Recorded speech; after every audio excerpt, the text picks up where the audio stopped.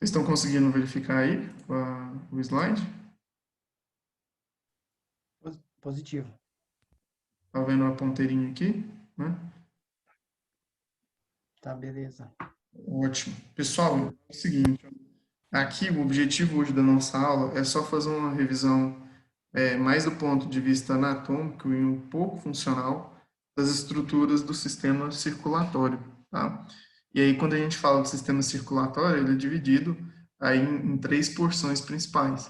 Então, se vocês se recordarem, a gente tem uma porção está relacionada com a parte vascular. Então, isso aí entra os vasos sanguíneos, né? Artéria, veia, o, até mesmo o sistema linfático. E também tem um outro sistema que normalmente os livros não trazem, que é o sistema licórico, tá?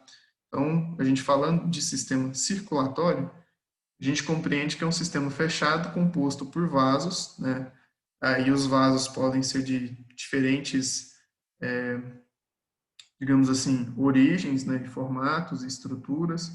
A gente vai ter vaso tipo artérias, veias, perdão, vasos arteriais, venosos e linfáticos. Então, o que acontece? Se a gente fosse dividir o sistema circulatório aqui, a gente dividiria ele em três partes. A parte vascular, dos vasos sanguíneos, tá? A parte linfática e a parte do sistema licórico. Quando a gente fala aqui do sistema licórico, é aquele sistema que está relacionado com o líquor, o líquido cefalorraquidiano. Lembra lá que no sistema nervoso a gente tem a estrutura das meninges, que são responsáveis por proteger ali todo o sistema nervoso central, e que entre as meninges a gente tem um espaço onde circunda esse líquido cefalorraquidiano, o líquor. Então ele faz parte aí também do sistema circulatório. Braulio, esse licório, ele também é na medula espinal? Ele preenche ali, faz parte da medula espinal também, encontra ele, no caso. Encontra porque ele banha todo o sistema nervoso central. Então pega desde do encéfalo em si, né, como todo, né, toda a estrutura ali, né, o cérebro, o tronco encefálico e a medula também. E aí a gente verifica que ele tem um fluxo lento, né? Assim como o linfático, a gente vai perceber que ele tem uma característica de fluxo lento e o vascular em si, né, de maneira geral aí, as artérias e veias, tem um fluxo um pouco mais rápido comparado com os demais, né, porque depois a gente vai verificar que a característica de artéria e veia, né, elas se diferem um pouquinho aí com relação ao fluxo sanguíneo, tá? Então, a gente pode dividir aqui com relação à função. Nós temos aqui o sistema de irrigação, ou seja, aquele sistema que vai levar o sangue, vai levar nutrientes para as demais estruturas do corpo. Nós temos um sistema aqui de drenagem que faz o retorno dos líquidos, né? Então, assim, está trazendo o resto de metabólito celular, tá? Resto de metabolismo. E outra coisa, assim, diferentemente, que depois a gente vai abordar, é que tanto o linfático quanto o licórico, ele não apresenta uma estrutura ejetora diferente aqui do vascular, né, que apresenta o coração para fazer a ejeção do sangue, né. E aí os líquidos que compõem esses sistemas, eu já comentei com vocês, o sangue, a linfa e o líquor. E aí a gente vai decompor agora a característica de cada um desses líquidos, tá? Então, os líquidos, de maneira geral, né, eles vão ter a especificidade de cada um, né, conforme a região de aplicação, mas eles têm aí função de levar nutrientes para as células ou eliminar resíduos, né? Isso todos eles.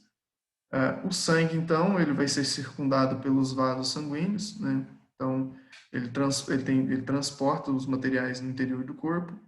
E a linfa, quase da mesma maneira, só que ela circunda aí, é circundada pelos vasos linfáticos, tá?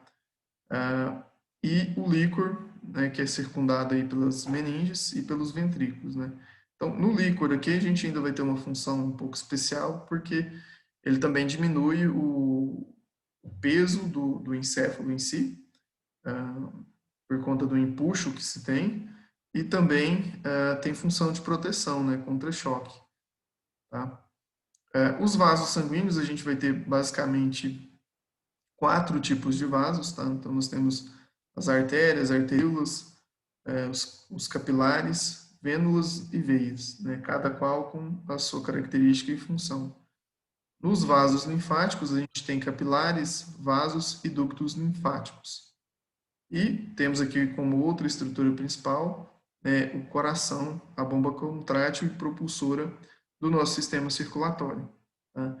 Então, esses são os principais, digamos assim, componentes do sistema circulatório.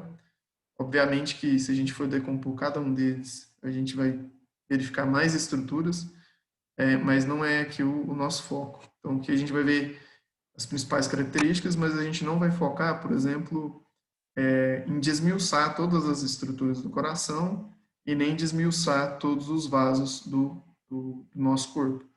Mas eu vou tentar dar um enfoque maior aqui no sistema linfático, que vai ser importante para a gente. Tá? Então, as funções do sistema circulatório, né, são basicamente duas, pessoal. Nós temos função de transporte e função de proteção. Tá? Só que dentro de transporte, ele pode ser dividido aí em outras 4 subdivisões.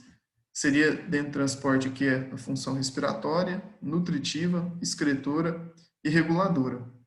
Quando a gente fala de respiração, transporte e respiração, fica mais fácil de entender, né, que seria ali a troca gasosa, né, a hematose sanguínea, onde que a gente vai ter ali oxigênio para os tecidos, né, e o transporte de CO2 para os pulmões.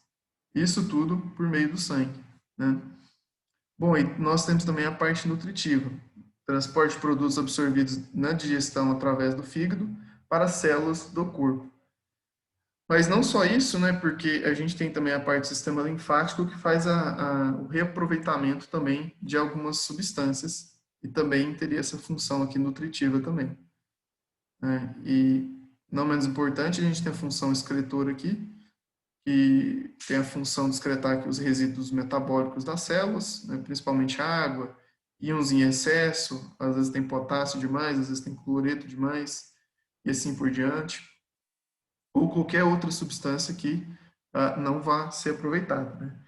E aí a maneira disso ser excretado, principalmente, é pela urina, né? Através aí da filtração dos rins. E por último, nós temos aqui a função reguladora. A função reguladora, ela está associada ao transporte de uma substância que sai de um lugar e vai para outro e tem uma ação nesse outro lugar que ela foi transportada. Aqui, basicamente, a gente pode citar hormônio. O hormônio que cai na corrente sanguínea é produzido em um local, por exemplo, insulina ou glucagon, hormônio de maneira geral. Vai cair na corrente sanguínea e ele vai ter a sua atuação num tecido-alvo. Então, aqui, pessoal, até o momento, a gente fechou a função de transporte. E, por último, nós temos a função de proteção. A função de proteção aí é basicamente dada por mecanismos. O mecanismo dos leucócitos, que vão proteger o nosso corpo contra qualquer tipo de agente infeccioso, né? Vírus, micro-organismos e assim por diante. E nós temos também o mecanismo de coagulação, que protege contra perda sanguínea. O que acontece? No nosso corpo, é comum a gente ter lesões internas, lesões externas, né, e ter o extravasamento de sangue. Né? Se não tivesse esse mecanismo de coagulação aqui, muito provavelmente o indivíduo ele morreria por... Putz, me fugiu a palavra aqui agora. Hemorragia. Exatamente, hemorragia. Esse aí que não ia sair. Peraí só um pouquinho, gente. Fechou, beleza. Tá certo. E aí, pessoal, o sangue, ele é composto por 2 partes. Nós temos uma parte que é a parte celular e a parte líquida. Tá? A parte celular ela é composta basicamente 45% aqui do sangue e a parte líquida 55%. A parte celular ela também é conhecida como elemento figurado. Então, vocês podem ver aí na literatura dois nomes diferentes, parte celular ou elemento figurado. E ela é composta aí pelas três principais tipos gerais de células, né, que são os eritrócitos, né, que seriam as hemácias, os leucócitos, que a gente tem de várias maneiras, vários tipos de leucócitos, e as plaquetas. Tá?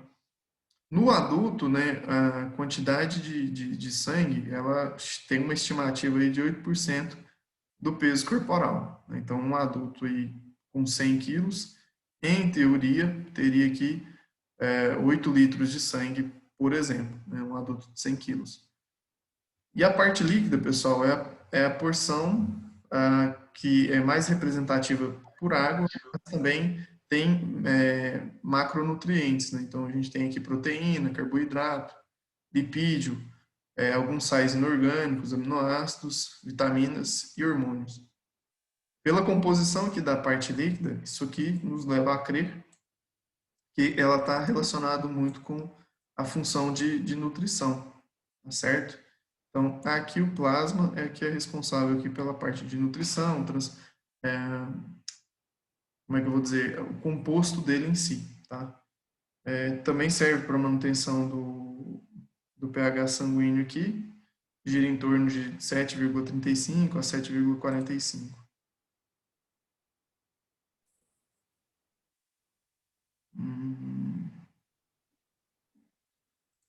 Tá certo. Aí só uma imagem para a gente verificar aqui, ó. Aqui a gente tem um tubo de ensaio com sangue, né? Sangue caracterizado por ser um tecido conjuntivo, que após a centrifugação a gente consegue separar aqui, né, o elemento figurado celular do elemento líquido. Né? Então aqui por cima a gente consegue verificar toda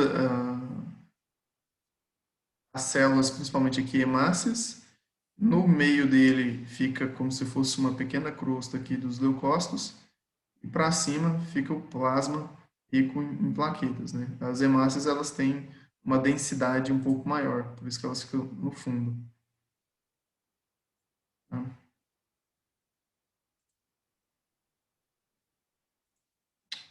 Ei, meu Deus, tô fazendo cagada aqui, peraí, gente.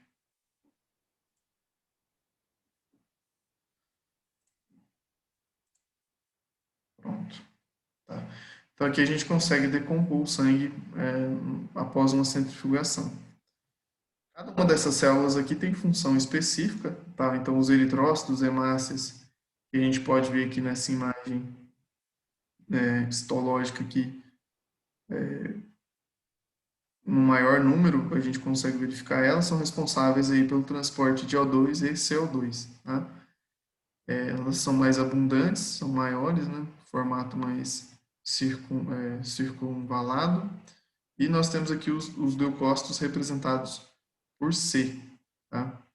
Letra C, esse montante de célula aqui no menor número. Tá? Então, a principal defesa aí dos leucócitos, principal função, né?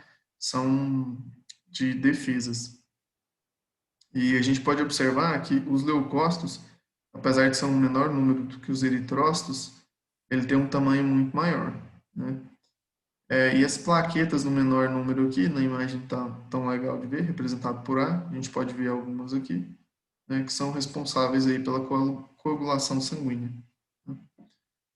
Bom, então, de maneira geral, pessoal, o que a gente viu até agora? Né? A gente só viu a definição de sistema circulatório, né, um sistema fechado, composto por líquidos.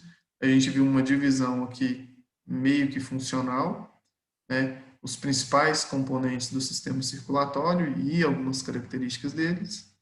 Né, os principais componentes aqui que eu havia citado: sangue, linfa, líquor, os vasos sanguíneos, os vasos linfáticos e o coração, e depois a função de maneira geral e a composição aqui do sangue. Agora a gente vai avançar e desmiuçar um pouquinho a estrutura do coração, tá certo?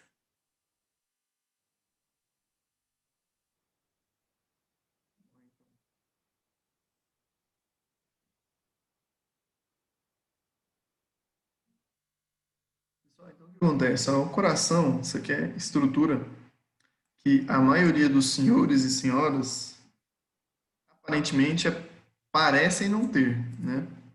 O stem está muito bem escondido. Então, ela é uma estrutura muscular aqui e oca, né? Um tecido caracterizado por ter bastante potência, tá? Então, assim, consegue, num curto espaço de tempo, gerar uma força bastante considerável, né?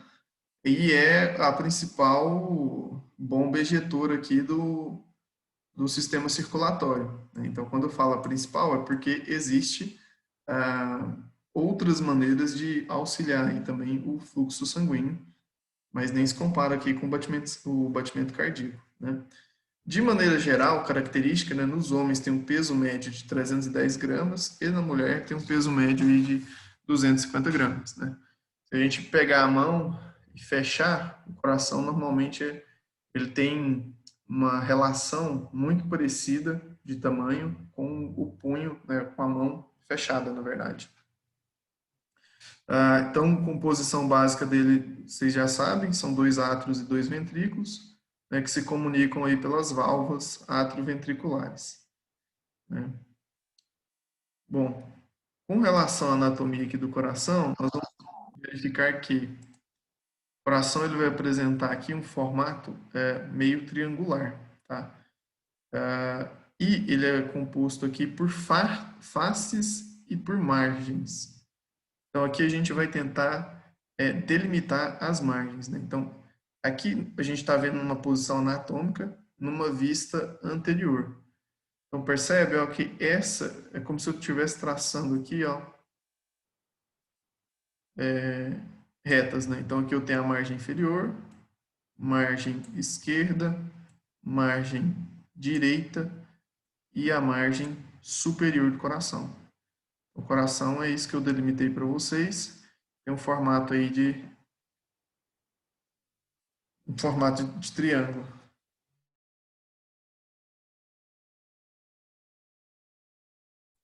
Espera aí que me deu vontade de espirrar. Ainda bem que deu tempo de mutar o microfone, né? Porque senão... Bom, então essas são as margens do coração, tá? Ao lado aqui da margem direita e esquerda, a gente vai ter os dois pulmões, né? Temos também aqui na margem inferior,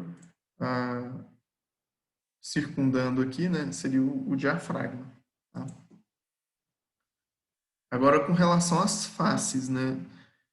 Numa vista anterior, a gente consegue ver a face diafragmática, que está na margem inferior, basicamente, né? Então, o diafragma está passando nessa região aqui e meio que está aderido no coração por meio do saco pericárdio, que é uma estrutura que a gente já vai desmiuçar um pouquinho.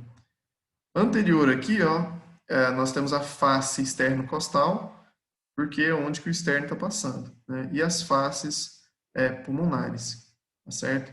Face pulmonar esquerda, face pulmonar direita, né? Então, assim, de maneira geral, aqui no lado direito do coração, né, nós vamos ter sangue rico em CO2, né, um sangue venoso, e do lado direito, esquerdo, se tudo estiver certo, nós vamos ter um sangue arterial, né, rico em O2, tá certo? Essa é a principal diferença das câmaras cardíacas, né, que nós vamos ter do lado esquerdo e do lado direito, né?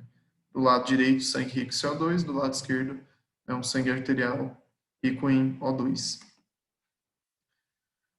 Com relação à estrutura ainda, nós temos então aqui superiormente o formato, perdão, o coração como um todo tem um formato triangular e superiormente a gente tem a base aqui e o ápice, né?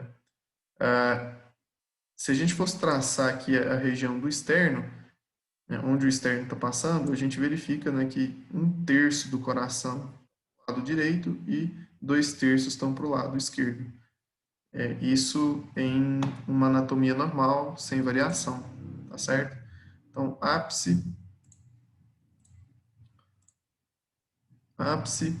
base, as margens e, ao mesmo tempo, a região como um todo a gente chama de face. Tá? Então, face externo-costal, face diafragmática, external, perdão, pulmonar, e passando posterior coração, a gente vai ter o esôfago e a coluna vertebral.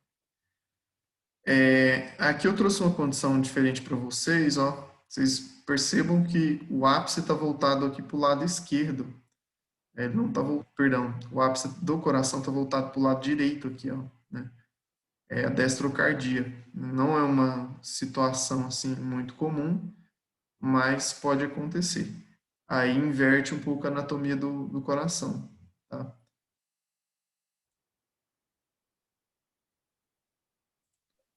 Vamos lá, então.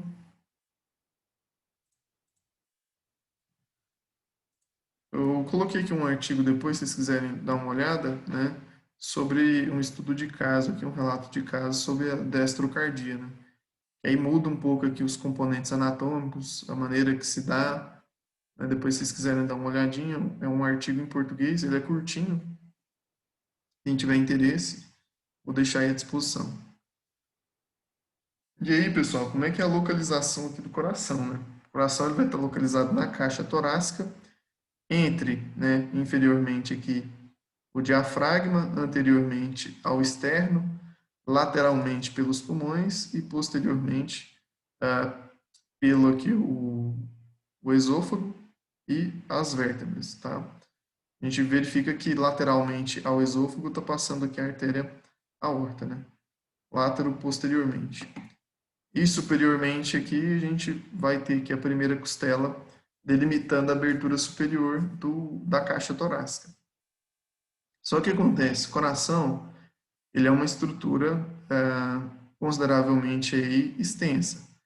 Então, a gente diz que, ou pode se dividir, né, algumas partes dele, baseado no mediastino. Então, assim, eu falei as estruturas que estão fazendo relação com ele, mas se a gente fala assim, qual que é a localização principal do coração, a gente diria o mediastino. Só que o mediastino, ele pode ser dividido em algumas partes, né? Então, a gente tem o mediastino superior, onde está compreendendo aqui principalmente os vasos da base, que a gente vai ver. Nós temos aqui o mediastino inferior, que é depois aqui do manubrio do externo, e vai até um pouco aqui abaixo do diafragma. E aí, se a gente fosse dividir aqui em algumas partes, ó,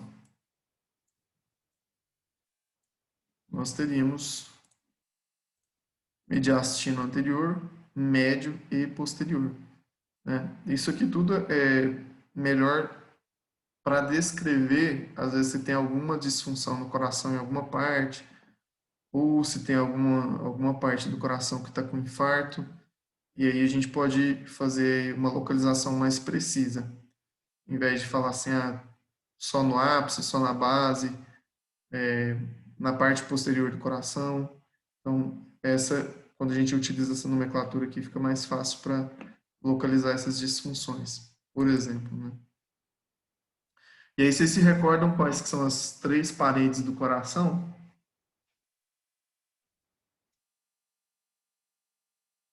Alguém lembra? Miocárdio, Hum. pericárdio Hum. e o outro não é endocárdio, não, né? Peraí, tá quase, hein? Alguém mais? Endocárdio, pericárdio e endocárdio. epicárdio. Isso, peraí, como é que é, ô Isabela? Põe ordem na casa aí. Não, epicárdio. Não, mas fala as três em sequência. Pericárdio, epicárdio e miocárdio. Faz isso aí. É que às vezes a nomenclatura pode variar um pouquinho, mas de maneira geral, Ou endocárdio, não sei. isso, endocárdio. Assim, se a gente fosse utilizar aqui as três camadas do coração, nós teríamos aqui, ó, a parte mais externa para a parte mais interna. Epicárdio, miocárdio e endocárdio, tá? O epicárdio, né, que às vezes as pessoas chamam de pericárdio, tá tudo bem, é a mesma coisa, né, é uma membrana que está revestindo o coração. Ela apresenta uma dupla camada, né, e no meio dela ela tem uma cavidade virtual ali, que é preenchida por um líquido. Então, assim, pericárdio não seria a melhor maneira de chamar aqui o epicárdio, a não ser que você especifique, porque dentro do pericárdio a gente tem 3 subdivisões, né? Aí, se você falar pericárdio visceral, é a mesma coisa que epicárdio, tá? Mas, de maneira geral, epicárdio, miocárdio e endocárdio, tá? Que é o pericárdio. Oi? Por dentro do epicárdio é essa membrana pericárdio, não é? Isso, é porque o epicárdio é a mesma coisa, é sinônimo de pericárdio visceral. Só que a gente vai verificar que o pericárdio, que é o saco que está envolvendo o coração ali, né, o saco pericárdio, ele é formado pelo pericárdio visceral, pericárdio parietal e pericárdio fibroso. Então, eu só falar pericárdio não fica, digamos assim, correto, né? Ou eu teria que especificar pericárdio visceral ou epicárdio. Aí tanto faz. Mas assim, de maneira geral, vocês precisam saber esses 3 aqui. E aí a gente vai decompor aqui o pericárdio, que às vezes gera um pouco de confusão. Mas aí, pessoal, o que acontece? Tanto o epicárdio quanto o endocárdio, eles são como se fossem películas, membranas ali, tecido conjuntivo, que tem função de proteger o coração, tá?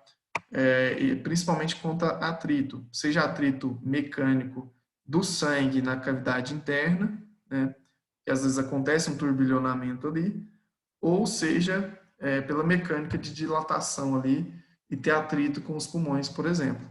Então, eles têm essa função de proteção. E o miocárdio, né, que é o tecido muscular ali do coração, composto por um tecido estriado cardíaco,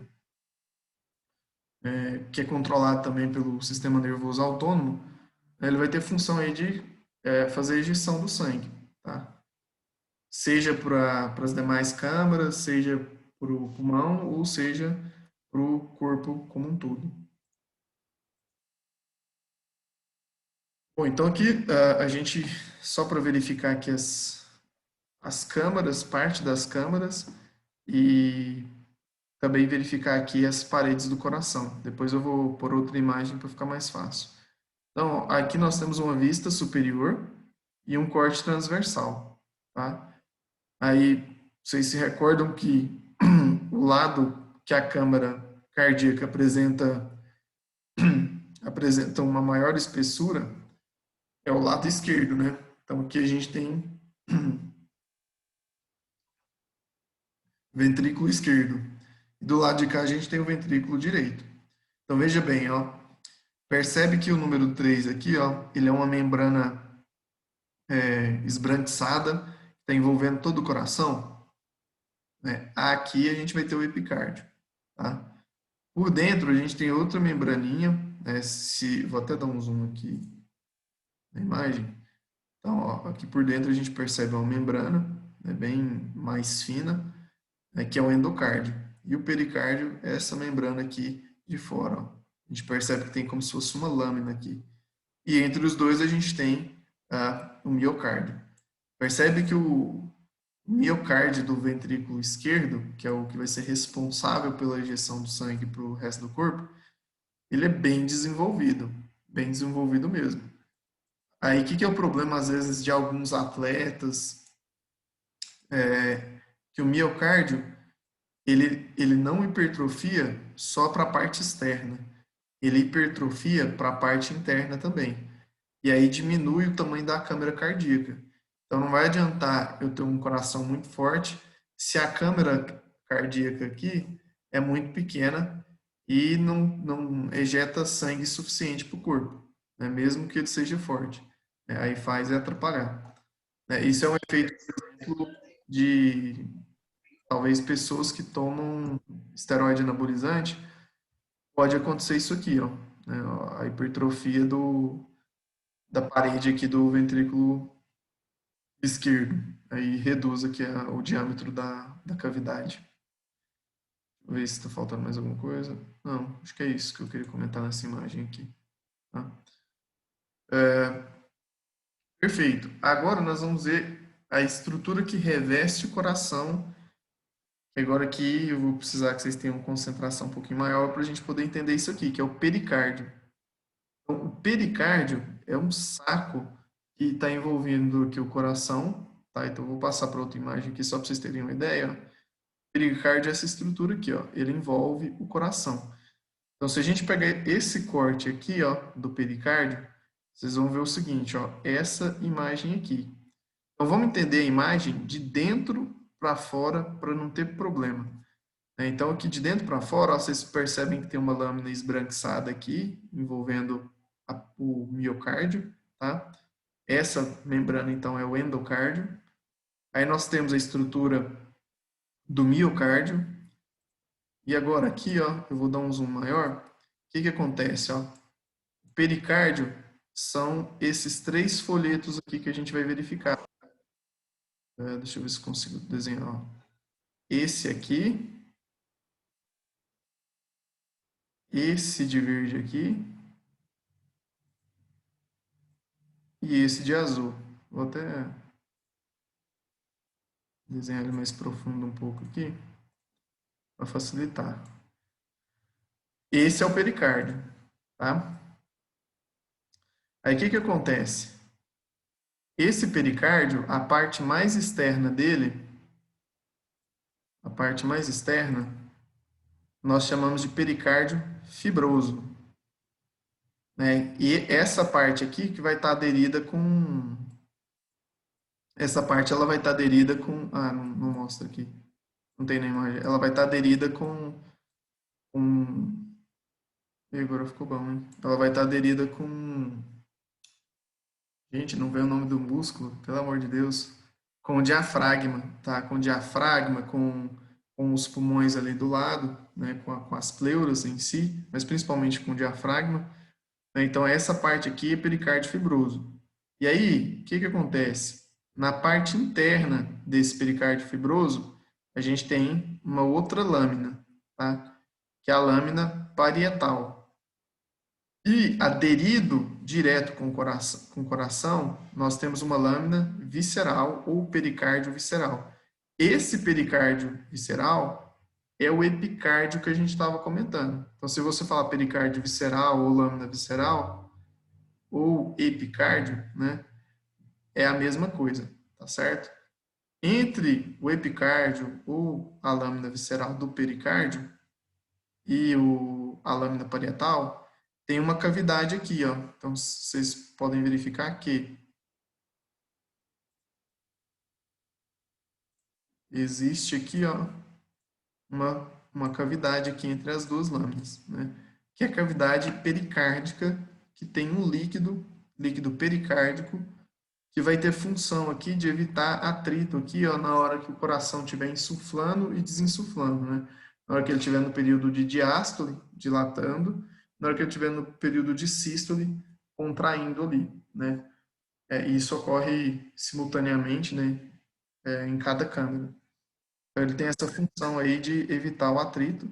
E o pericárdio como um todo, ele tem a função aí de tanto estabilizar o coração, quanto proteger aí, quanto choque mecânico ali, atrito entre pulmão, né, e o próprio coração aqui e as pleuras.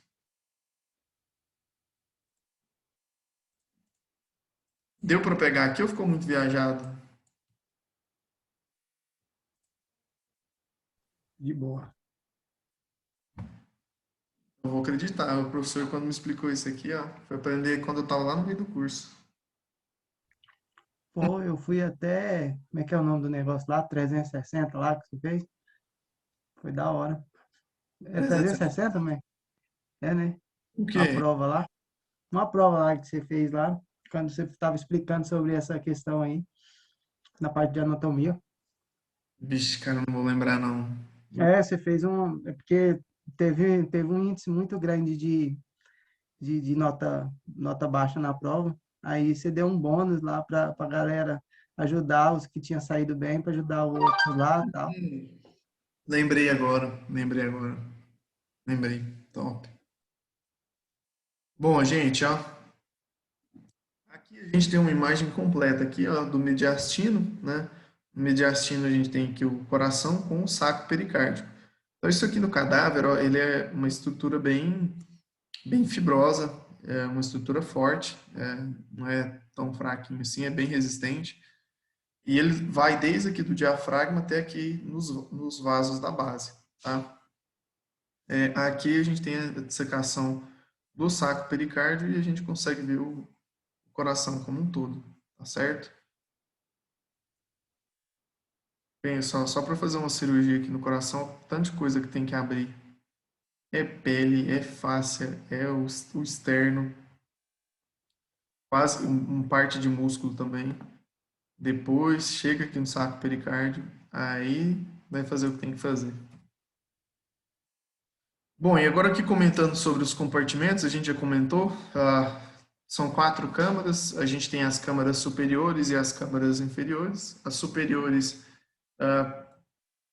são os átrios, tá? Então aqui a gente tem um coração que foi cortado num plano frontal, então como se tivesse feito um corte separando ele em parte anterior e parte posterior, e a gente consegue ver as câmaras. Então, aqui teria uma câmara superior e aqui teria outra câmara superior, que são os átrios, né? E aí, por baixo, a gente tem os ventrículos. Então, assim, o que acontece? Ó, do lado de cá, ó, peraí, deixa eu ver se eu não estiver errando aqui. Eu vou pegar outra imagem para não causar confusão. Mas, de maneira geral, átrio, ventrículo, ventrículo, tá certo? E aí a gente tem as estruturas das válvulas, né, ou válvulas, atrioventriculares, né, ou mitral, ou bicúspide, ou tricúspide também, que a gente vai comentar. Tá? Próximo slide aqui a gente consegue ver melhor. Né? Então, aqui numa vista superior, a gente consegue ver que a válvula tricúspide, que está do lado do ventrículo direito, e a válvula bicúspide, ou mitral, que está do lado esquerdo. Né? Aí tu me pergunta, mas por que o lado direito tem 3 cúspides, né? E o lado esquerdo tem só 2 cúspides, e o lado esquerdo apresenta, digamos assim, uma maior pressão, né, na hora de ejetar o sangue. Não sei te responder, viu? Já procurei isso aí em tudo quanto é lugar, né? Até no livro de embriologia ainda não achei uma resposta, não. Mas essa é a Brother, característica. Oi. essas válvulas, elas têm correlação com aquele sopro do coração, que eles falam? Tem. Quando a gente tem insuficiência da válvula. Pessoal, então assim, só esqueci, acho que eu esqueci de falar a função delas, né? Que é para não ter o retorno sanguíneo, né? Então, quando o coração faz a contração, a sístole, né, ele precisa que o fluxo sanguíneo seja unidirecional, né? Então, ele não pode retroceder. E aí a gente tem essas estruturas aqui, né? As válvulas, para que o sangue não volte. Então, existe a condição, né, que gera uma insuficiência aí no coração e tem um nome certo para ela, mas o nome conhecido, né, popular, seria o sopro, pelo ruído que faz aqui na hora que faz a contração. Essas válvulas, elas, como se fossem essas aqui, que são outras semilunares, elas se abrem, ou parte delas se abre, né? Não é ela como um todo, fica uma pequena abertura. Na verdade, isso depende do grau também. Daí a gente... Prolapso da válvula mitral, não é? Oi? Prolapso da válvula mitral. Exato, exatamente. Aí a gente tem um retorno do fluxo sanguíneo, né? E isso pode gerar algumas alterações hemodinâmicas aí. Aí uma outra vista aqui para a gente verificar, ó, as outras válvulas agora fechadas, né? Nós temos aqui as válvulas semilunares. As válvulas semilunares, elas estão bem no início da artéria aorta, tá? E da artéria troncopulmonar. Elas estão bem no início aqui dessas duas válvulas, tá? Também tem a mesma função, tem função aí de evitar o retorno venoso, tá certo? Por fim, a gente tem aqui os vasos da base, pessoal. Não sei se vocês se recordam, né? Nós temos aí ao todo aí 4 vasos da base. Nessa vista posterior, a gente consegue ver eles como um todo, né? Então, de maneira geral, a gente tem a veia cava, que vai ser dividida em duas, né? Veia cava superior e veia cava inferior. A veia cava superior, ela drena sangue tanto dos membros superiores quanto da cabeça e do pescoço. Aqui nós temos a artéria aorta, tá? A artéria tronco-pulmonar e as veias pulmonares, tá? Aí nesse ponto aqui, eu quero até que vocês se lembrem o porquê que na artéria tronco-pulmonar a gente tem que chamar ela de artéria, mas ela está passando sangue venoso, e por que que aqui na veia, nas veias pulmonares, tá passando sangue arterial, né? Rico em O2, mas nós chamamos de veias, né? Acho que uma Aline levantou a mão aí, se quiser comentar, se quiser tirar dúvida. Foi errado, eu fui clicar no bate-papo aqui, levantei a mão sem querer, foi mal. Ah, tá, inclusive, deixa eu olhar esse chat aqui que eu não tô... Ah, tá, perfeito. Reformula a pergunta de novo aí, fazendo favor. É que é o seguinte, ó, pessoal, aqui, ó, se vocês verificarem, ó, nós temos a artéria pulmonar, né? No caso aqui é o tronco, né? O tronco pulmonar. E por que que ele é classificado como uma artéria? E aqui, ó, nós temos as veias pulmonares. E por que que elas são classificadas como veias? Uma vez que aqui está transportando sangue rico em CO2, e aqui eu estou chamando de artéria, e aqui é chamado de veia, mas eu estou transportando sangue do pulmão, né, para o átrio esquerdo, rico em O2, né, em oxigênio. Vocês se recordam aí?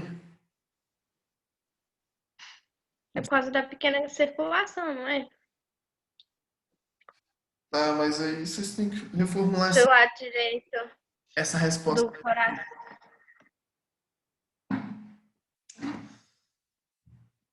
Bom, pensando aí, na hora que eu chegar na explicação da circulação, aí a gente discute sobre, tá? Mas aqui, ó, só a imagem mostrando aqui os vasos como um todo, né? Então, as veias cavas, né? Elas vão desembocar aqui no átrio direito. Além da veia cava, né? Tem também aqui desembocando no átrio direito o seio coronário, que é uma outra veia que daqui não dá para ver. Deixa eu ver se do outro lado dá para ver. Essa estrutura, ó, seio coronário, né, faz a drenagem do coração, desemboca aqui no átrio direito também. O tronco pulmonar, que aí vai se bifurcar e dividir aqui em artéria pulmonar esquerda e depois a artéria pulmonar direita. A artéria aorta, né, com suas subdivisões aqui. Por último, as 4 veias pulmonares, né, do lado esquerdo e do lado direito, né. Todas elas vão desembocar aqui no átrio esquerdo. Tá, e aí a gente tem o suprimento sanguíneo também do coração. Aqui eu não vou entrar tanto em detalhe, mas a gente tem basicamente alguns vasos principais. Dentre eles aí, né, são a artéria coronária. Então nós temos na base da aorta 2 artérias, né, a coronária esquerda e a coronária direita. Se vocês perceberem, né, ela se divide aqui em 2 ramos principais. Esse ramo aqui, ó, ele passa na frente do coração, bem num sulco entre os ventrículos, né? O sulco chama interventricular, né? Interventricular anterior. Como ela passa sobre o sulco, o nome da artéria também é o mesmo. Artéria interventricular anterior. Está passando entre os ventrículos. Então, a artéria coronária esquerda, interventricular anterior, e aqui ela gera um ramo circunflexo. Não precisa saber o nome desses ramos aí por inteiro, vocês só precisam saber a artéria coronária, tá? Esquerda e direita. Ih, peraí, depois eu vou corrigir isso aqui, é o lado direito, tá? Do lado direito, já vai ser um pouco diferente, ó. Aqui a gente vai ter ramo marginal, tá? Margeando aqui a margem direita, e ele vai fazer um contorno e passar por trás, né, na parte posterior do coração, também no sulco interventricular, mas só que posterior. Aí nós vamos ter outro nome, também baseado no sulco, né? Então, ramo interventricular posterior da artéria coronária direita. Tá? Essas duas artérias aqui que são responsáveis pela irrigação do coração. Então, vamos supor que a artéria coronária esquerda aqui, sei lá, passou um trombo, ela está com placa de aterosclerose, não está passando a irrigação de maneira correta, a gente vai ter a desnutrição aqui das células, principalmente aqui do lado esquerdo, que é onde que ela é responsável de fazer essa nutrição. Né? E, consequentemente, se o quadro não melhorar, provavelmente vai ter um infarto aqui das células e, se não melhorar ainda, evolui para o infarto agudo do miocárdio. Aqui uma outra imagem, ó, só para a gente verificar certinho, né? Então, tiramos aqui a artéria aorta e a gente consegue verificar as coronárias, tá? Além disso, existe a drenagem, não só a irrigação, mas a drenagem do coração em si, que é dado basicamente pelas mesmas, tipo assim, são veias, mas que vão ter o mesmo nome. Dependendo do livro, ele traz nomes diferentes e apresenta mais vasos também. Mas, assim, os principais, nós vamos ter aqui veia interventricular anterior, veia interventricular posterior e o seio coronário é essa estrutura aqui, onde basicamente todas as veias aqui do coração vão se direcionar para ele e, por último, do seio coronário vem aqui para o átrio direito. Então, o que acontece, pessoal? No início da aula, eu falei para vocês de veia, artéria, né, vasos linfáticos, mas eu não defini a descrição de cada um deles, né?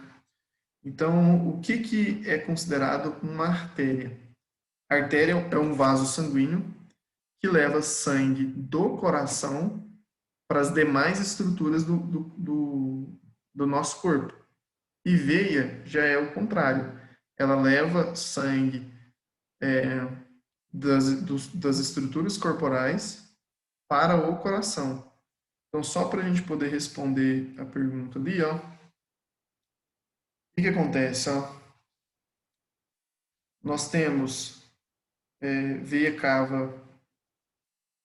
Vou explicar um ciclo cardíaco aqui para vocês bem rapidinho. A gente tem veia cava superior e inferior. Então, o sangue, ele chega por aqui, passa no ventrículo direito e depois ele tem que ir para o pulmão para poder se oxigenar, tá certo? No entanto, apesar de ter um sangue aqui rico em CO2, ele está partindo do coração. E qual que é a definição de artéria? Sangue que sai do coração e vai para demais partes do corpo. Então, apesar de ser um sangue venoso, ele ainda, aqui esse vaso, ele vai continuar permanecendo com o nome de artéria, tá? E até a composição dele é de uma artéria. Por outro lado, quando a gente, depois que o sangue é oxigenado ali no pulmão, ele volta para o coração, né, através das veias pulmonares. Por que é veia pulmonar e mesmo assim está carregando sangue rico em O2? Porque está saindo de alguma estrutura do corpo, no caso o pulmão, e está retornando para o coração. E a estrutura, né, histológica e macroscópica dessas veias tem característica de uma veia normal mesmo. Ela não é tão robusta igual uma artéria. Tá? Por isso que se dá o nome. Então tem que tomar cuidado. É muito comum o pessoal errar falando assim, veia leva sangue rico em CO2 e a artéria leva sangue rico em O2, né? O sangue arterial. Não podemos definir dessa maneira porque a gente viu que tem essas duas peculiaridades aqui, né? Uma artéria pulmonar levando um sangue venoso e uma veia pulmonar trazendo um sangue arterial, né? Rico em CO2 e rico em O2, respectivamente. Beleza? Então, vamos aqui para os tipos de circulação. Pessoal, circulação é o seguinte: nós temos uma circulação que vai do coração para o pulmão, do pulmão para o coração. Aí nós chamamos de circulação pulmonar ou pequena circulação. Tá? Fechamos esse ciclo. Depois a gente tem um outro ciclo de circulação que é do coração para o restante do corpo e do corpo para o restante do coração. Pro coração. Isso a gente chama de circulação sistêmica ou grande circulação. Eu deixei aqui pequena e grande circulação, mas o mais correto é falar circulação pulmonar ou circulação sistêmica, né? Fica mais fácil até de entender, né? Então, onde que começa a pequena circulação? Do ventrículo direito, né? Vai para o pulmão, através das artérias troncopulmonares, se oxigena no pulmão e volta para o átrio esquerdo através aí das veias pulmonares. A sistêmica, né, é do coração para os demais tecidos, né? Então, a partir aí do ventrículo esquerdo, ela vai para o restante do corpo, daí depois do restante do corpo, onde é feito as trocas ali de nutrientes, né, é feita a nutrição das células, ela retorna para as veias, né, através aí do vaso principal aí, a cava superior e inferior, para o átrio direito. Então, isso tudo que eu estou falando aqui está explícito nessa imagem. No entanto, eu não tive tempo de fazer um esquema melhor. Eu, particularmente, eu não gosto muito desse esquema aqui, não. Mas, vamos lá. A pequena circulação, ela está nessa região aqui, Então, ventrículo direito,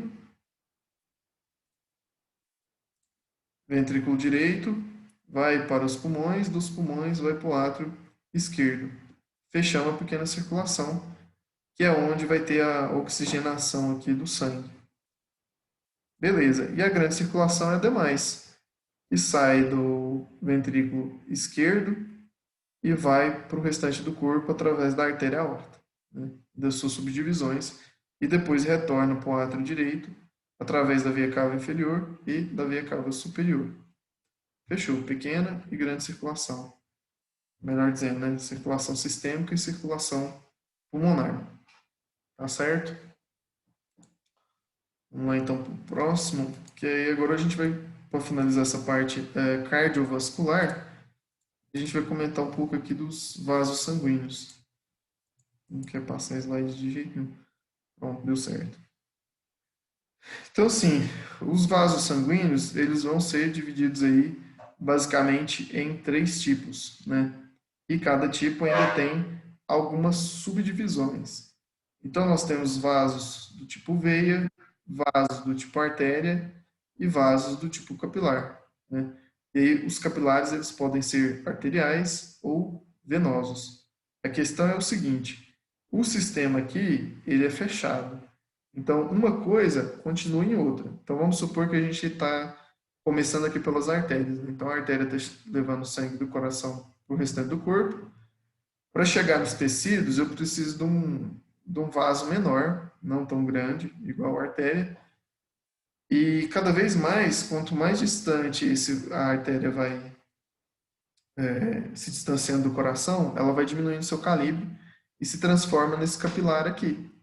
Então, aí eu vou ter capilares arteriais, depois capilares venosos e, consequentemente, veia, né? Se eu fosse dar sequência no fluxo aí, tá certo? Então, são estruturas importantes. Vou começar descrevendo aqui para vocês sobre as artérias.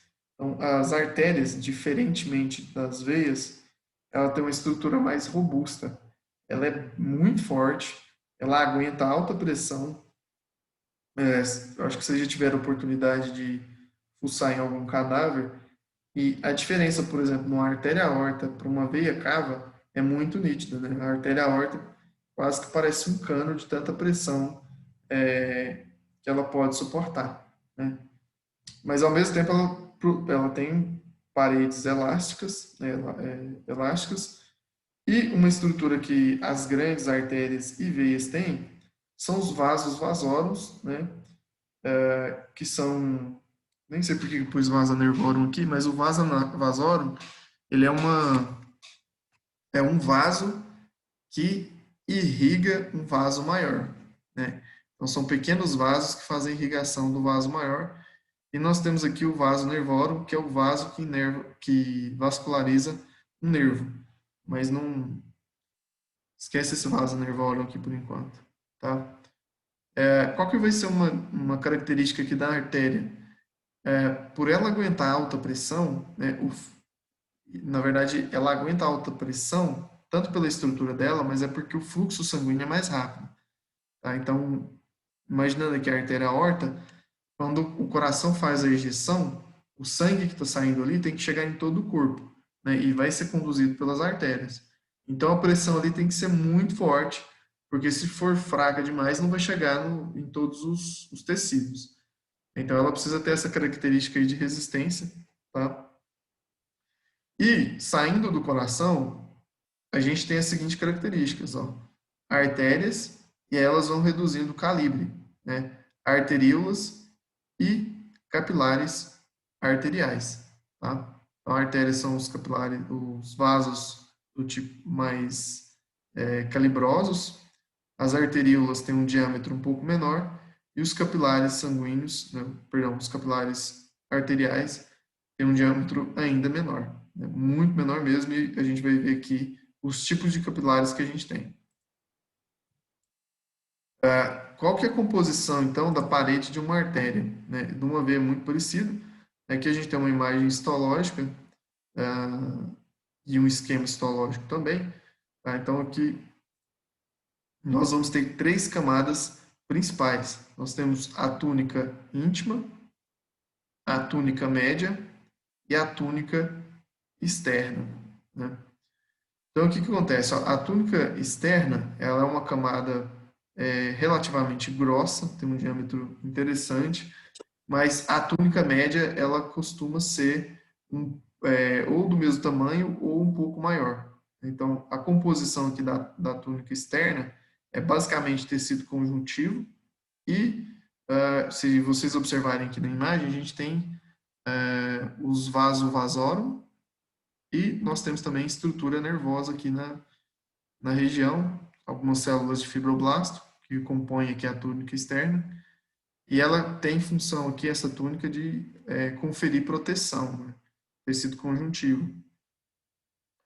Agora, a túnica média, ela é uma camada intermediária, ela vai ser composta aqui basicamente por músculo liso, né, que vai ser responsável aí pela vasodilatação ou vasoconstrição da artéria. E no interior aqui, a gente tem a túnica íntima, que é basicamente um tecido de revestimento, né, um tecido endotelial. É a camada mais fina que a gente vai ter. Nas veias, a gente vai ter basicamente a mesma composição, só que o que vai mudar é a espessura dessas camadas aí e, consequentemente, a função, tá? Então, as veias, elas têm também túnica íntima, média e externa, e elas vão ser divididas aqui, ó, em capilares venosos, vênulas e veias, né? Então, os capilares venosos são os menos calibrosos, as vênulas têm um diâmetro um pouco maior do vaso e as veias têm o diâmetro maior de todos, tá? Vamos lá, então. Uma das características das veias, pessoal, é como elas têm um retorno venoso, elas são responsáveis pelo retorno venoso e não tem uma alta pressão para ajudar nesse retorno venoso, normalmente elas se apresentam no maior número do que as artérias. E normalmente elas têm mais variação anatômica do que uma artéria, tá? E aí a gente pode verificar o quê? Ó? que a túnica externa, né, também conhecida como adventícia, até esqueci de comentar, ela apresenta um formato um pouco maior, né? Ela tem uma espessura maior. A túnica média, que também é composta aqui por músculo liso, tem um diâmetro um pouco menor. E a túnica íntima, aqui por tecido endotelial, tem quase a mesma espessura da túnica média. Tá? Qual que vai ser a diferença aqui também das artérias para as veias? É que nas veias a gente tem essas especializações aqui, ó. Tá? São as semilunares. Então, prega semilunar aqui, ela vai ter uma função como se fosse as válvulas do coração ali, a mitral e a tricúspide, para que não tenha o refluxo do sangue. Então, imagine o seguinte, ó, uma vez que o sangue passou, né, fez um ciclo de bombeamento, né, e ele subiu um nível, vai ter um momento que ele vai ter uma estase sanguínea aqui.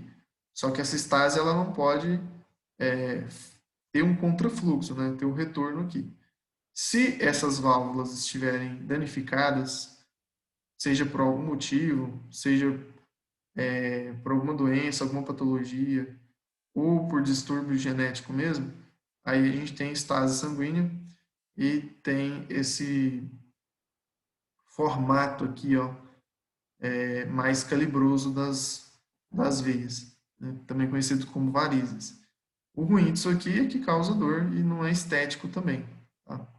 Então, as pregas semilunares aí são importantíssimas, tá? Característica das veias aqui, só para a gente lembrar, elas vão ser, então, num número maior, tem uma espessura da túnica média, perdão, da túnica externa maior do que das artérias. O fluxo sanguíneo aqui é mais lento e a pressão, consequentemente, é um pouco menor. E elas têm maior quantidade, né? Normalmente elas são mais superficiais. A gente tem veia profunda também, lógico, né? Principalmente das vísceras, mas as veias se encontram no maior número superficialmente. A artéria também tem superficialmente, mas é mais fácil encontrar de maneira profunda. Aqui é um comparativo das duas, só fazendo um comparativo. Isso aqui eu já expliquei para vocês. Vou passar para frente. Por último, para finalizar essa parte aqui, nós temos aqui os capilares. Os capilares vão ser as unidades funcionais do sistema cardiovascular. Por quê? É a partir dos capilares que a gente vai ter as trocas, tanto para levar nutriente quanto para levar resto de metabólito celular, tá? Pelas arteríolas ou pelas vênulas. Então, assim, dependendo da região, os capilares eles podem ser classificados aqui em contínuos, fenestrados ou descontinuados. Então, veja bem, cada um desse aqui, a diferença que a gente vai ter é que a parede de um ela tem mais permeabilidade. Digamos assim, que os capilares continuados, ou contínuos, a parede deles são mais justapostas. Os fenestrados, a parede é um pouco mais separada, as células têm uma separação ali, um pouco maior. E o descontínuos, essa separação ainda é muito maior. Onde que eu vou encontrar cada um deles? Depende da especialização.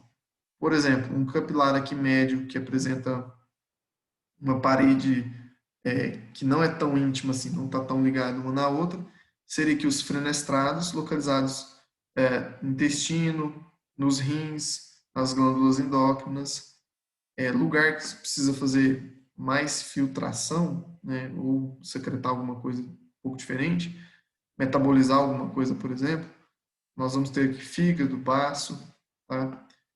Os capilares contínuos, que não precisa transportar talvez macromoléculas, né, coisas muito grandes, nós vamos ter aqui nos músculos, pulmões e no sistema nervoso, tá? Então, esses são os três principais tipos de capilares, tá? E é muita coisa. Deixa eu ver.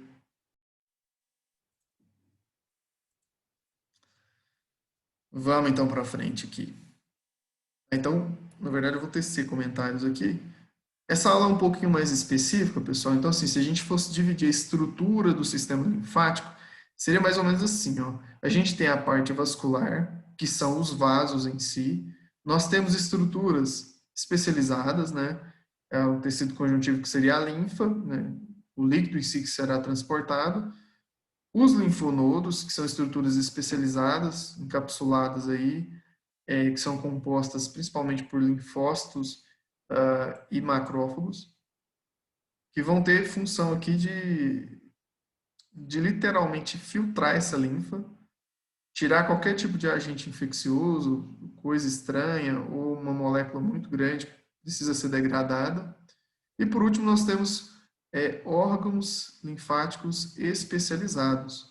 Então aqui eu deixei um exemplo do timo, baço e as tonsilas, né? Então toda a região do nosso corpo que primariamente às vezes tem entrada e saída de substância ou entrada e saída, vamos supor assim, de coisas do meio externo, por exemplo, vias aéreas, né? Dentro da parte de vias aéreas, a gente tem nós temos, né, na verdade, né? Nós temos as tonsilas, que são órgãos linfáticos especializados que produzem, né, os linfócitos, porque naquela região, como está tendo entrada e saída de corpo estranho, vamos supor assim, eu posso ter uma probabilidade a mais, às vezes, de ter uma infecção, alguma coisa nesse sentido.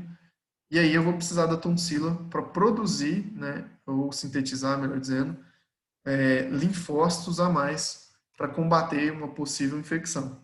Por isso que é comum, quando a gente está gripado, né, essa região das tonsilas, tanto palatinas quanto linguais, né, tonsila faríngea, delas ficarem edemaciadas, né, porque se tem ali tanta inflamação, mas também quanto a hiperprodução de linfócitos em si, tá? Então, aqui uma característica da linfa, né, ela compõe aqui 15% do peso corporal em si, né, de maneira geral, parte líquida proveniente dos meios intracelulares, então ali do interstício da célula e da parte extracelular, perdão, né, extracelular seria o interstício, intracelular seria o citoplasma da célula mesmo. Então aí, dentro desses líquidos aí, a gente pode citar isso tudo aqui. Seria parte do plasma, líquido intersticial, líquido do aparelho gastrointestinal, alguma parte deles, sobras, enfim. Tecido imunológico circulante, linfócitos, granulócitos, eritrócitos e macrófagos, né? Essa seria a característica geral dela, de formação. Agora vamos ver como que ela se comporta, né? Fluxo dia, né? Quanto que pode ser transportado, basicamente, aí, numa pessoa normal, de 2 a 4 litros por dia, né? Isso daria um fluxo aqui de 1,5 ml por minuto.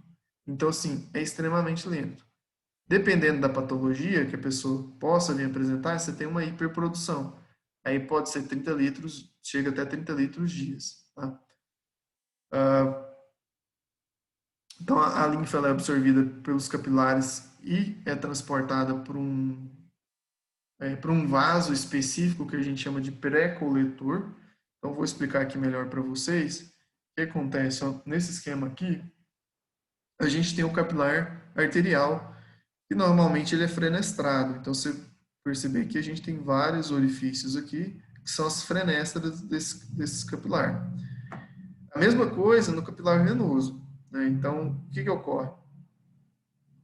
O fluxo sanguíneo que está passando aqui do capilar arterial para a célula e depois da célula para o capilar venoso, né?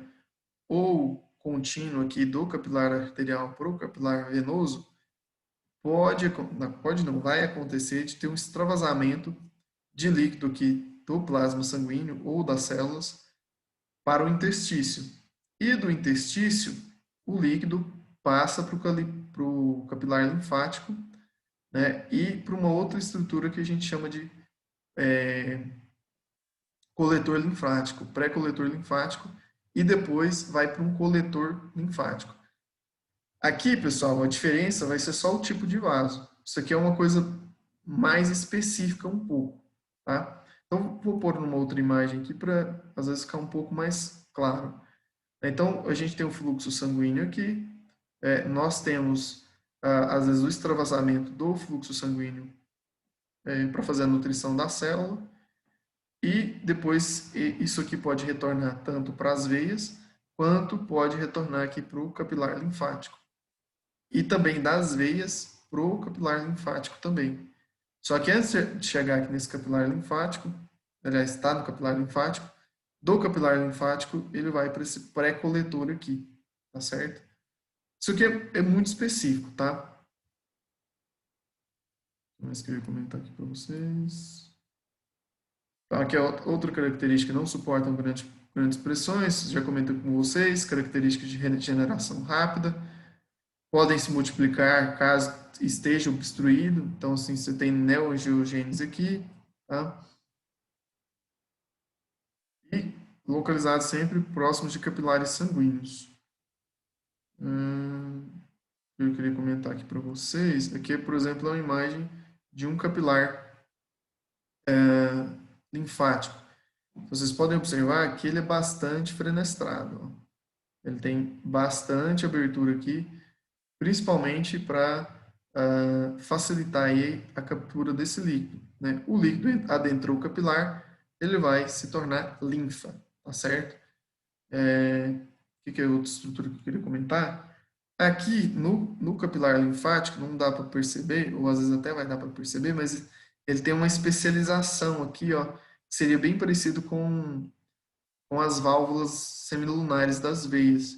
Né? Então, ele também tem essa especialização aqui para evitar o refluxo. Tá? Os vasos linfáticos são oriundos aí da união dos capilares linfáticos, também são dotados de válvulas linfáticas, tá?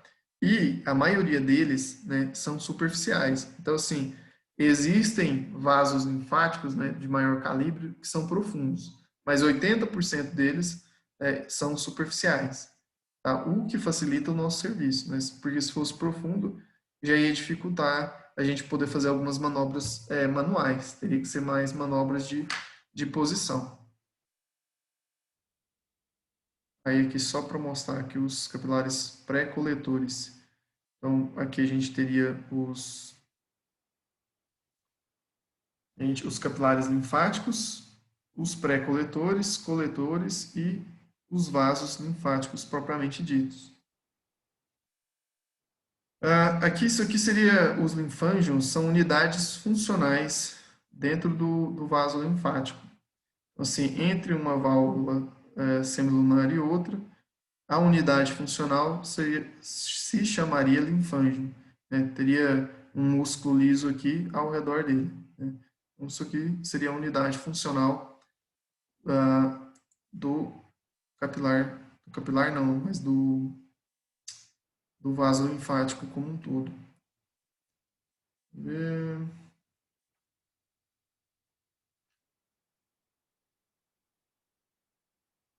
Vou organizar isso aqui. Vou comentar aqui com vocês. Tá certo.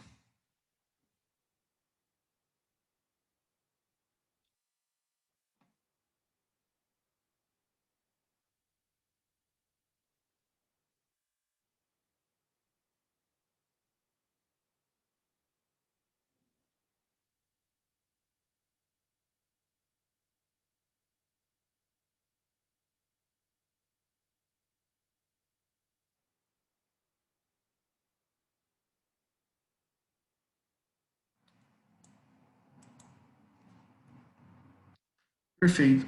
Então, o que acontece? Ó?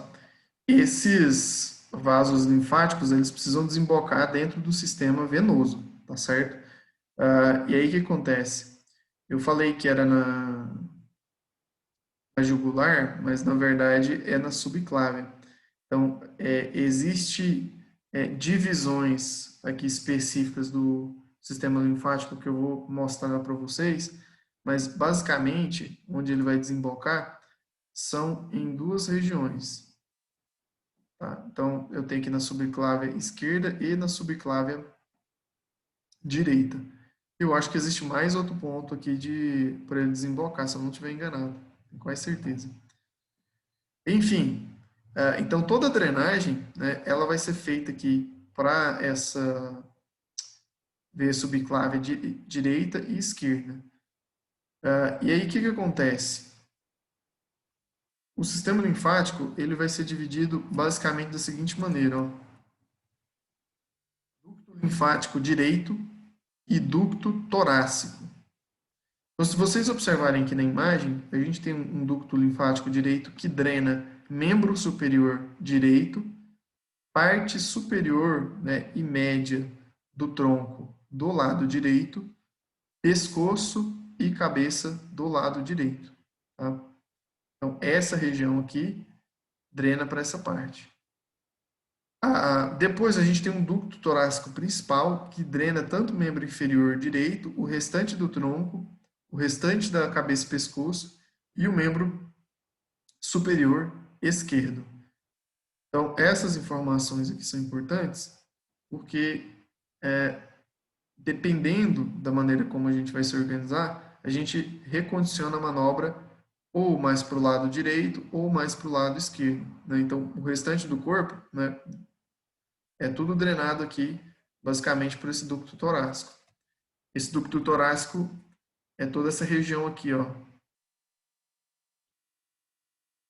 mais grossa, e vai para todo o restante do corpo aqui, né, do lado esquerdo do membro superior, né, e da cabeça e pescoço, e o membro inferior propriamente dito.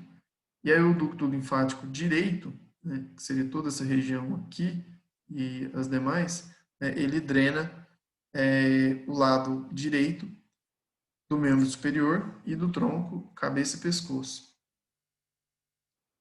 Tem algumas outras divisões que aí vai depender de cada autor, né? O Leduc traz essa divisão aqui, mas não precisa ficar preocupado com isso aqui não. Basicamente são esses aqui, ó, ducto torácico e ducto linfático direito. Beleza. E aí vamos comentar aqui dos gânglios, tá? Gânglios ou linfonodos, né? Então, assim, é um agrupamento de tecido linfóide, encapsulado, né? Em torno do corpo aqui a gente tem cerca de 400 gânglios. Existem regiões que apresentam mais gânglios e regiões que apresentam menos. Normalmente, pessoal, sempre onde tem região de fossa, vai estar presente gânglio.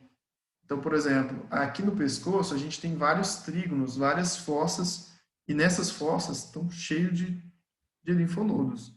A cabeça é cheia de linfonodo. Então, onde tem fossa, por exemplo, região axilar, região cubital, região inguinal, região de fossa poplítea, né, nessas regiões nós vamos ter linfonodos, né, numa maior concentração e num maior tamanho. Então aqui, ó, essa aqui seria microscopicamente, né, a estrutura de um linfonodo. Então ele é todo encapsulado e no interior dele, né, existe uma série de redes de capilares aqui, onde ocorre a filtração em si, tá, da linfa. E aqui, ó, são as principais regiões de linfonodos, tá?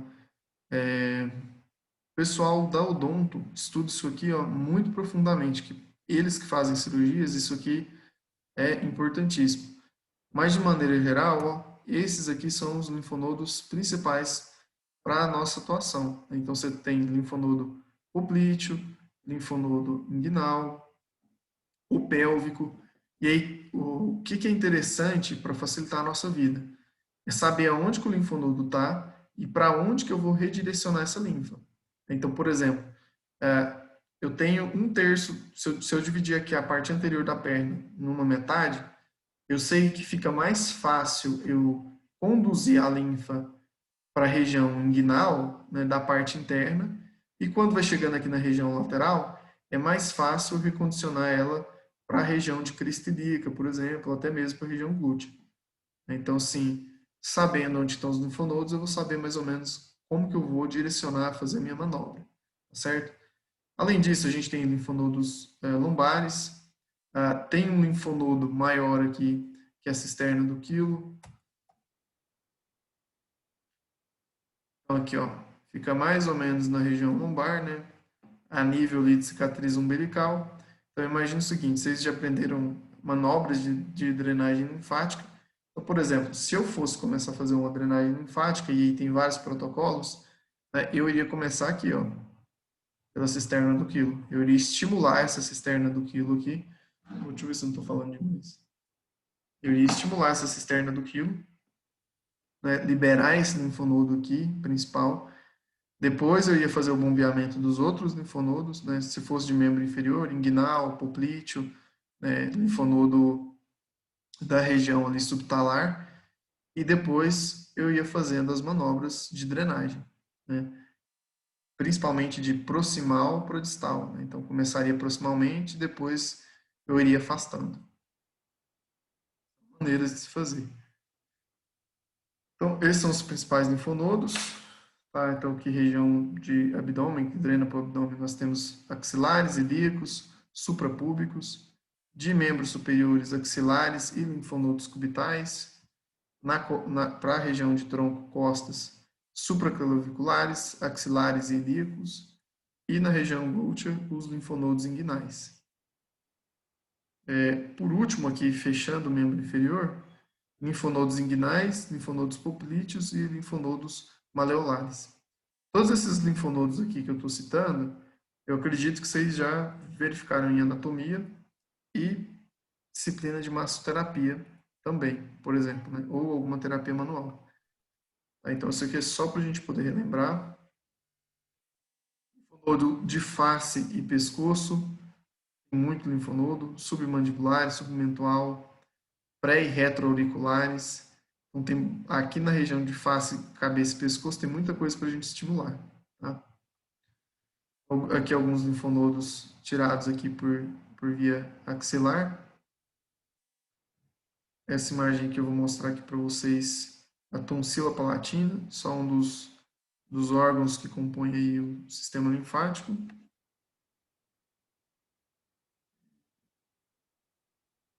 Por último, para a gente fechar aqui essa revisão,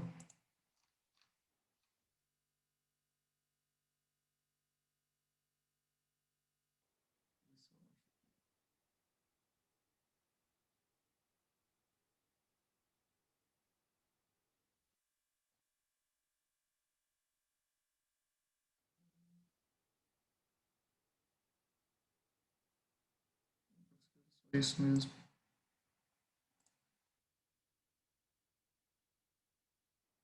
A drenagem linfática a gente ainda não vai ver.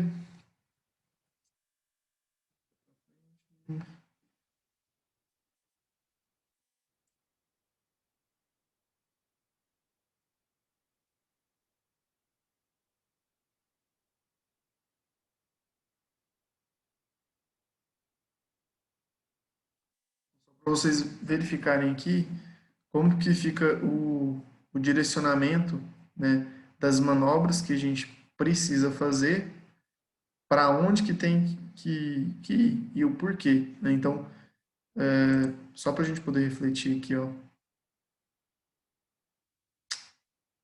Ó, veja bem, se eu sei que eu tenho o ducto torácico, o ducto direito, né, e pega toda essa parte aqui de superior do tronco, do lado direito, membro superior e o pescoço, enfim, eu já sei para onde que eu tenho que direcionar, porque eu sei que o ducto vem aqui e vai cair para cá, e ele sai daqui, vem para cá e vem para cá. Então, olha, veja bem como é que está sendo as manobras aqui, ó. Olha o direcionamento, ó. Tudo para a região axilar, tudo. Né? Pescoço, Eu lembro que você falou, professor, que era sempre pro lado como se fosse para fora, sempre tirando para como se fosse para fora.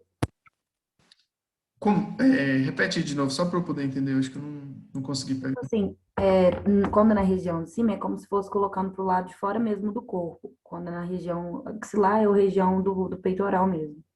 Isso. Aí o ponto de convergência que a gente vai ter, no caso aqui, vai ser região axilar. Mas veja bem, ó, eu tenho esse finalzinho de quadrante aqui do tronco, que é melhor eu conduzir essa linfa daqui para cima ou para baixo? O que vai estar mais perto e o que vai fazer mais sentido, né? Até para eu não congestionar o lado superior. É melhor eu conduzir aqui para baixo. Ó. E daqui eu pego os linfonodos inguinais ou os linfonodos aqui ilíacos e já daqui ele já vai passar para o ducto torácico, né? Cisterna do quilo e, por fim, né, na subclávia esquerda. Então, assim, sabendo que onde está o posicionamento dos linfonodos, fica mais fácil para a gente saber aonde que a gente vai fazer a manobra, para qual o rumo, qual o sentido. Tá? Isso vai depender que tipo de manobra que eu vou utilizar. Só comentando aqui a direção. Beleza? Isso aqui, depois a gente vai ver na parte mais específica na prática. Pessoal, o que eu tinha para comentar com vocês hoje era